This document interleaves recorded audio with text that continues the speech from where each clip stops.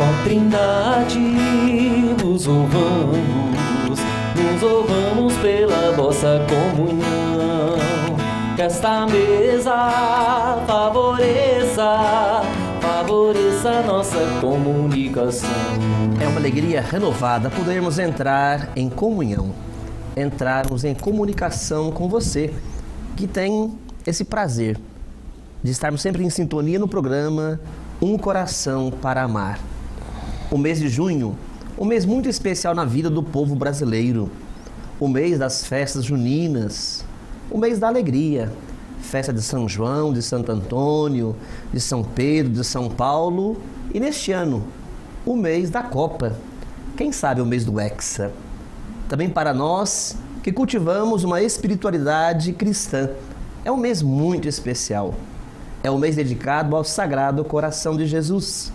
E nesse mês de junho, a Igreja nos oferece diversas solenidades, festas significativas dentro do nosso calendário litúrgico. Iniciávamos o mês com a solenidade da Ascensão do Senhor. Domingo passado, Pentecostes. Neste terceiro domingo, celebramos Santíssima Trindade. Logo em seguida, na próxima quinta-feira, a festa de Corpus Christi, encerrando o mês com a solenidade de São Pedro e São Paulo, dia do Papa. Hoje conosco, o Padre Luiz Fernando vem refletir conosco, ajudando-nos a entender essas solenidades. Primeiramente, Padre, explica um pouco para a gente qual é a diferença entre solenidade, festa, memória, o que a Igreja nos ensina com esses termos? Muito bem, Giovanni, meu irmão, confrade, queridos irmãos e irmãs que nos acompanham nesse programa, né, Um Coração para Amar. Eu já vi uma vez aqui falando sobre o coração de Jesus e é uma segunda vez agora com você, né? Que maravilha. Muito bem, a liturgia, ela é muito zelosa. A liturgia, e ela é muito pedagógica. Existem 3 formas de nós vivermos, ou melhor, 4.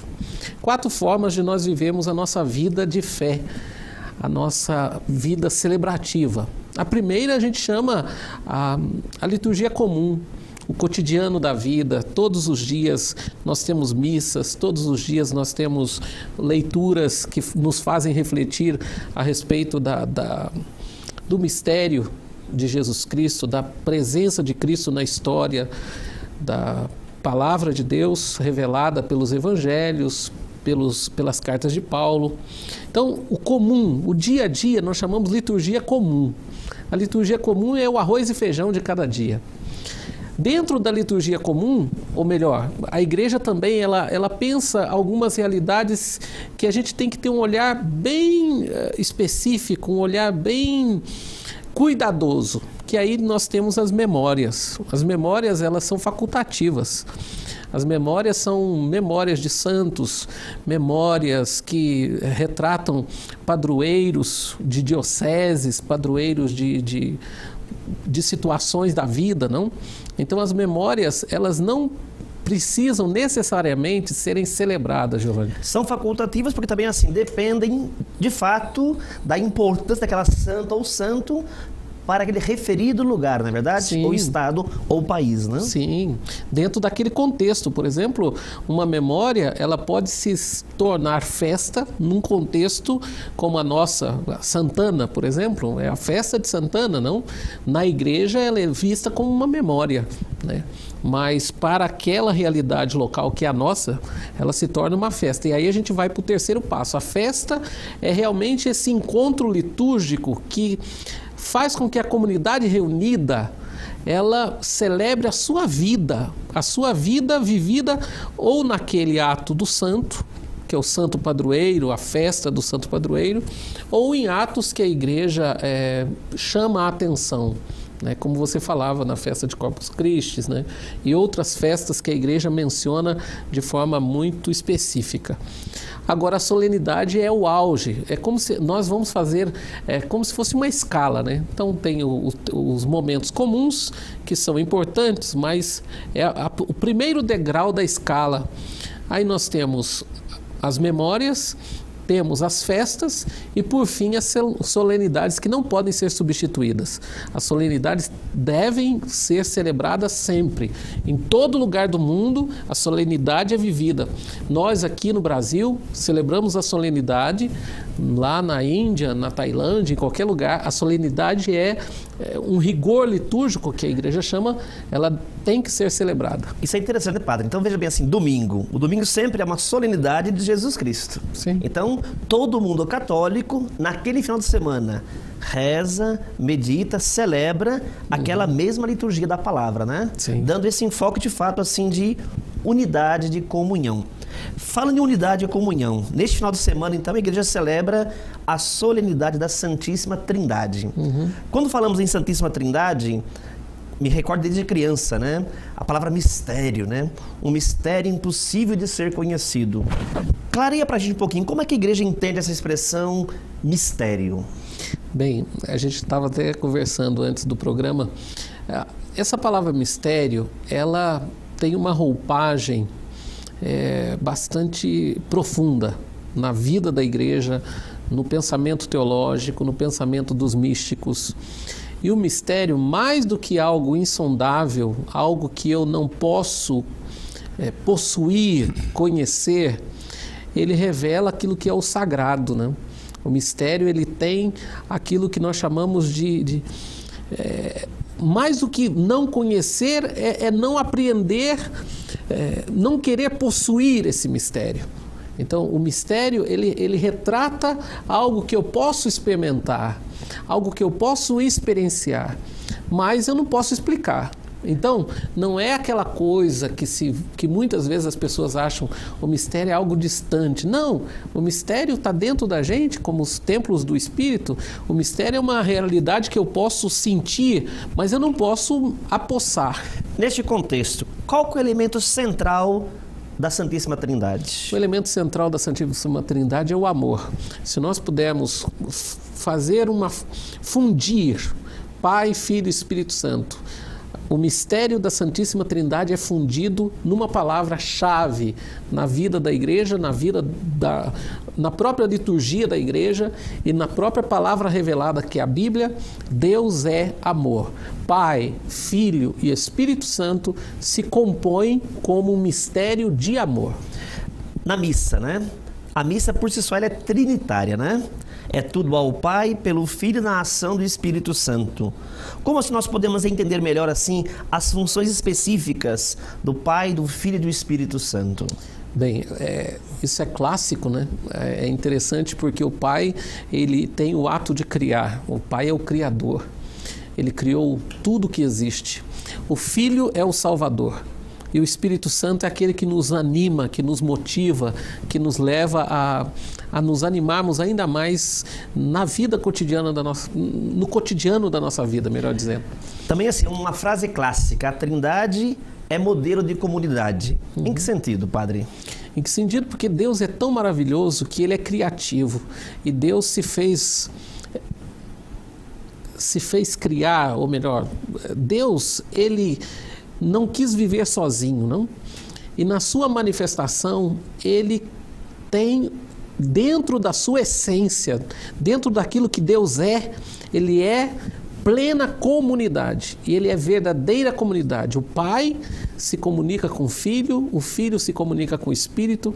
E é esse modelo de comunidade que a mística, a espiritualidade trinitária nos leva a vivermos entre nós. Se o Pai, o Filho e o Espírito Santo é plena comunhão de amor, nós também somos chamados a viver essa plena comunhão de amor. Essa é a revelação dada pela Trindade. Minha irmã e meu irmão, veja quanta riqueza. Cada missa nós iniciamos renovando a nossa consagração à Trindade. Encerramos cada missa sendo enviados em nome da Trindade para vivermos essa dimensão trinitária do amor e da comunhão. Um rápido intervalo, voltamos já, compreendendo melhor também uma outra solenidade, Corpus Christi. Até breve.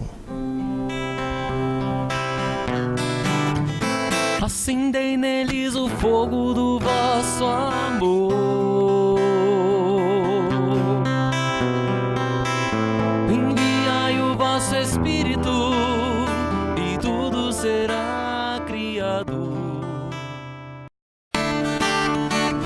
Corpo que era dele, eu comerei agora. Sangue que era dele, meu será. A vida que era dele, eu viverei agora. O sangue que era dele, meu será. Nesta próxima quinta-feira, a igreja nos brinda com uma outra solenidade, a solenidade de Corpus Christi, onde celebramos o Santíssimo Corpo e Sangue de Jesus. Tem origem numa devoção bem popular. Padre Luiz Fernando, partilhe um pouco conosco qual que é o valor, a riqueza desta solenidade. É evidente que os tapetes, né, hoje talvez não mais muito nas cidades, com toda o progresso que houve, né? Mas assim, um bom tempo dava-se às vezes importância até demais aos tapetes, que com certeza tem a sua beleza litúrgica, né? Artística, mas Corpus Christi, qual que é a essência dessa festa? Muito bem. Corpus Christi é uma festa que nasceu no século XIII pelo Papa Urbano IV em 1274. No contexto, quando surgiu, já vem aquilo que você mencionou, vem de um movimento de pessoas, de associações, de uma espiritualidade eucarística. A espiritualidade eucarística que é o centro da vida litúrgica da nossa igreja. Então, Urbano IV, ele aprovou essa iniciativa popular, essa devoção popular em torno da Eucaristia, e hoje nós temos oficialmente uma festa celebrada, uma solenidade celebrada na igreja no mundo inteiro. A igreja vive da Eucaristia, a igreja é Eucaristia. Nós não seríamos igreja, não existiria igreja sem Eucaristia. O centro, o ápice litúrgico, como nos diz o Vaticano II, é a Eucaristia. A Eucaristia, e o próprio Papa, quando escreveu, né, Papa João Paulo II, numa encíclica, a igreja bebe da Eucaristia e a Eucaristia bebe da igreja. A igreja, ela se centra nesse mistério de amor, né? Como nós falávamos da Santíssima Trindade também. Mas agora o amor, ele é manifesto no pão e no vinho, no corpo e no sangue do próprio Jesus. E isso é revelado em cada missa, pelas nossas mãos, pela comunidade celebrada, pela comunidade reunida, pela palavra ouvida e proclamada. Então, a Eucaristia é o centro da ação litúrgica na igreja. Sem Eucaristia não existiria igreja. Sem esse mistério do corpo e do sangue de Cristo, não existiria religião, não. A nossa religião, que tem como o cerne o testemunho de entrega total, né, dessa oblação, como nos diz o Padre Deon. O Padre Deon bebe também dessa mística eucarística. A Eucaristia, é na Eucaristia que nós bebemos a maior prova de amor que alguém possa ter dado por nós, que é o próprio Jesus. Durante o tempo pascal, nós somos assim muito educados na fé, acompanhando os textos bíblicos, né? Fato assim bem conhecido é os discípulos de Emaús, que o reconheceram na fração do pão, né? Então assim, nós podemos dizer que a igreja, ela é um fruto da ressurreição, porque justamente em cada Eucaristia a igreja está reunida. E o que é a igreja? Justamente é a assembleia dos chamados, é a assembleia dos convocados que atualiza a Páscoa de Jesus, atualiza essa refeição pascal que Jesus de fato partilha e enriquece e nos alimenta. Nesse documento do Papa é interessante que ele frisa, né, o binômio igreja e Eucaristia. São palavras inseparáveis. E também ali ele diz, né, que Nossa Senhora e Eucaristia é outro binômio inseparável. E ali é bonito que João Paulo II chamava Maria de mulher eucarística, né? Aquela que foi o primeiro sacrário de Jesus. Uma mulher eucarística e missionária. Aquela que, grávida de Jesus, vai ao encontro da sua prima Isabel para servir. Partilha um pouquinho conosco, assim, qual é esse compromisso missionário da Eucaristia? Olha, é um dos grandes desafios hoje, Giovanni. A gente conversa muito sobre isso, né? Nas nossas reuniões e mesmo nos conselhos de pastorais. A mística eucarística, ela me leva a um compromisso de comunhão. Comungar Jesus, participar do corpo e sangue de Cristo, não pode ser apenas uma ação ritual. A Eucaristia, ela me provoca e me convoca a uma atitude de comunhão e a uma atitude de participação na comunidade. Porque senão nós ficamos no rito. O rito é importante, sem dúvida, mas quando nós entendemos que, como você disse, partilhar da mesma mesa, comungar do mesmo pão, viver entre nós a mística da irmandade, nós somos irmãos, e irmãos que vivem a comunhão na diferença, mas na unidade que é estarmos juntos no mesmo altar. E é bonito, a gente acompanhou faz poucos dias, né, a visita do Papa Francisco à Terra Santa, e ele frisava em todos os seus depoimentos, por exemplo, a mística da paz, a mística da comunhão entre os irmãos, de diferentes credos e religiões. Quem entende a mística da Eucaristia é capaz de sentar também na mesa com o irmão que pensa diferente, que age diferente, porque a Eucaristia me provoca isso, me provoca a sair do meu mundinho, a sair das minhas coisinhas e a viver aquilo que eu comunguei na prática do dia a dia, na prática da vida.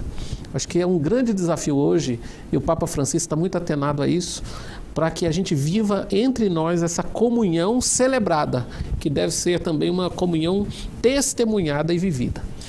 Uma vez eu ouvia de um padre numa pregação: missa sem missão também pode ser pura alienação. Por isso, minha irmã e meu irmão, nós que temos a graça, o privilégio de podermos participar diariamente da Eucaristia, como de fato é importante cultivar esta mística eucarística. Me recordo, na minha infância tinha um canto final que dizia: a missa terminou, começou a nossa missão. A solenidade então de Corpus Christi, essa ocasião de nós podemos publicamente testemunhar a beleza da Eucaristia, a riqueza da Eucaristia na vida da Igreja. Como bem dizia o Padre Luiz Fernando, não se trata apenas de um ritual fechado entre quatro paredes, mas a atualização do mistério pascal, da vida, paixão, morte e ressurreição de Jesus. Vale a pena rever os textos pascais, quando Jesus, ao encontrar com os discípulos, os alimenta e sempre os provoca para ir em missão, para ir para anunciar, para levar o Evangelho, a boa notícia a todas as pessoas. Finalizando este bloco, Padre Luiz Fernando, que mensagem assim você deixa então para o nosso povo, que tem esse amor, esse carinho pela Eucaristia, nessa solenidade, onde publicamente manifestamos a nossa fé, na presença viva, real de Jesus na Eucaristia? Muito bem, Giovanni. Primeiro quero agradecer mais uma vez por estarmos juntos, né? E refletirmos dois temas tão importantes e fundamentais da nossa fé. Por isso, meu irmão e minha irmã, Santíssima Trindade e Eucaristia são fundamentais e são fundamentos da nossa fé.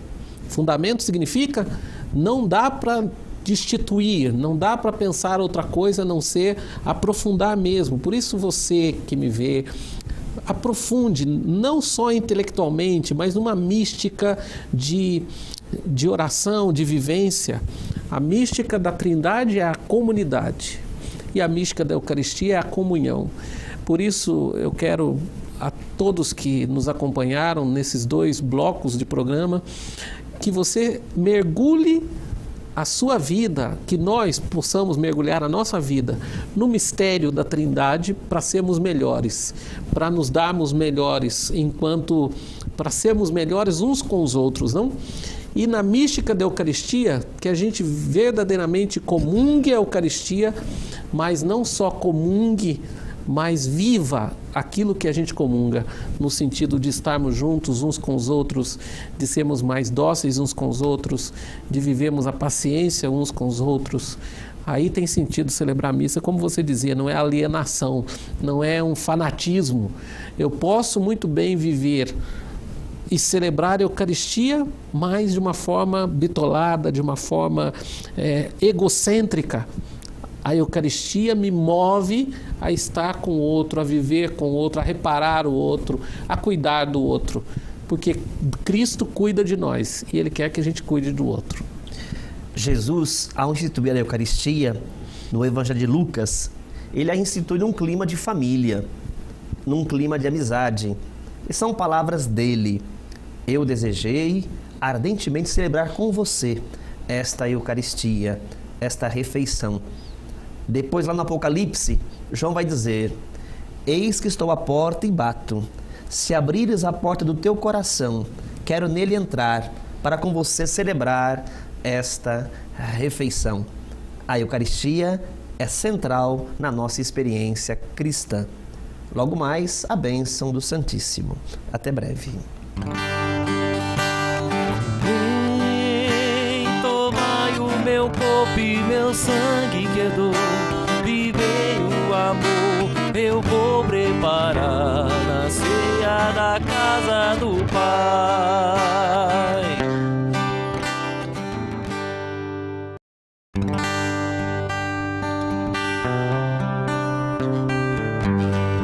Todo joelho se dobrará, em toda língua proclamará que Jesus Cristo é o Senhor. Todo joelho se dobrará e toda língua proclamará que Jesus Cristo é o Senhor. Sim, Senhor Jesus, te louvamos e agradecemos por seres o nosso único Senhor, o nosso único libertador. Te louvamos e agradecemos pela presença da Trindade em toda a obra da criação, pela manifestação do amor de Deus presente em cada criatura humana, a manifestação do amor de Deus presente em cada detalhe da criação. Te louvamos e agradecemos pelo dom da vida, por teres nos colocado no ápice da criação, por nos ser confiada esta bela missão de sermos co-criadores, continuadores da obra da criação. Te louvamos e agradecemos, Jesus, por tantas pessoas, mesmo professando credos diferentes, manifestam também a paz, a bondade, a fraternidade, a comunhão. Há um só Senhor, há um só Pai, há um só batismo, há um só Espírito. Concedei-nos esta graça de buscarmos sempre a unidade na diversidade, de buscarmos sempre a comunhão, respeitando dons diferentes, respeitando experiências diferentes. De fato, a linguagem universal é a linguagem do amor. Que nós possamos, iluminados pela Tua Palavra, sermos sempre mulheres e homens que buscam a comunhão, que buscam a edificação da paz. Te louvamos e agradecemos, Jesus, porque Tu quisestes ficar presente conosco de uma forma muito clara na Eucaristia.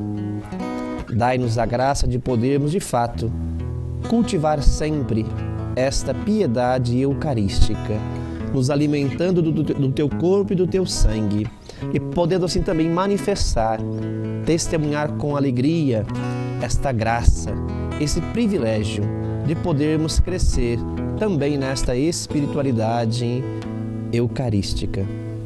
Aqui, Jesus, queremos nos lembrar de tantas pessoas que pediram as nossas orações, de todos os nossos benfeitores, todos os patrocinadores do nosso programa Um Coração para Amar, que com a sua disponibilidade, com a sua generosidade, permite que este programa chegue até tantos lares. Te pedimos também, Jesus, que conceda muita paz, muita serenidade, muita mansidão a tantas irmãs e irmãos que vivem enfermos, que vivem acamados, que estão hospitalizados. Concedei a eles a graça da ternura, da mansidão, da serenidade, da cura física, da cura do coração.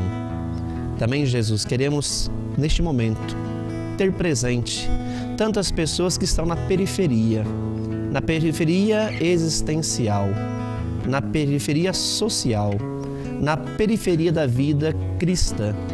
Concedei-nos a graça e a sensibilidade de sermos canais do Teu amor, da Tua ternura e da Tua misericórdia. Jesus, renovai em nós o dom da fé. De fato, queremos, como Maria, cultivar esta graça da espiritualidade eucarística, a espiritualidade de nos colocarmos sempre a serviço das irmãs e irmãos. E para isso pedimos a Tua bênção cantando. Tão sublime sacramento, adoremos neste altar, pois Antigo Testamento deu ao Novo seu lugar. Venha a fé, pois suplemento os sentidos completa.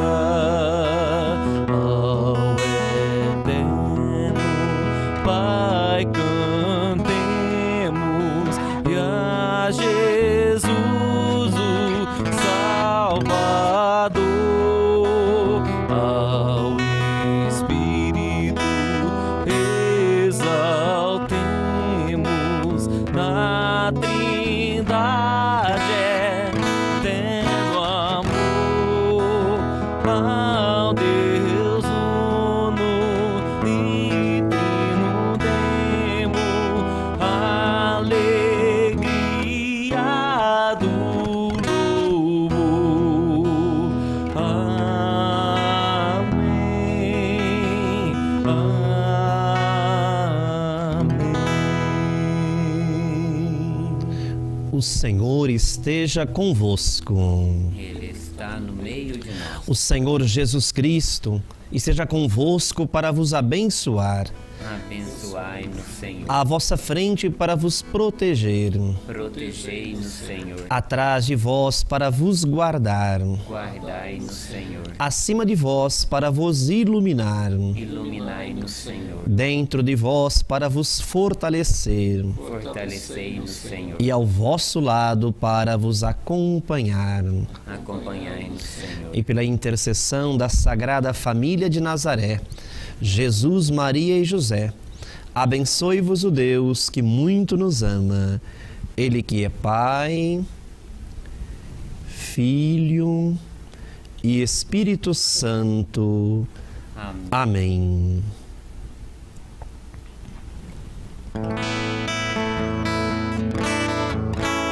Ó Trindade, nos louvamos. Obrigado pela sua companhia, pela sua comunhão. Santo Agostinho nos lembra: nas coisas essenciais, unidade, nas acidentais, liberdade, mas que em tudo haja a caridade. Que Deus Pai, Deus Filho e Deus Espírito Santo nos ensine sempre a viver mais em união, mais em comunhão. Até a próxima semana. Eis o que eu venho te dar, eis o que eu ponho no altar. Toma, Senhor, que Ele é teu, meu coração não é meu.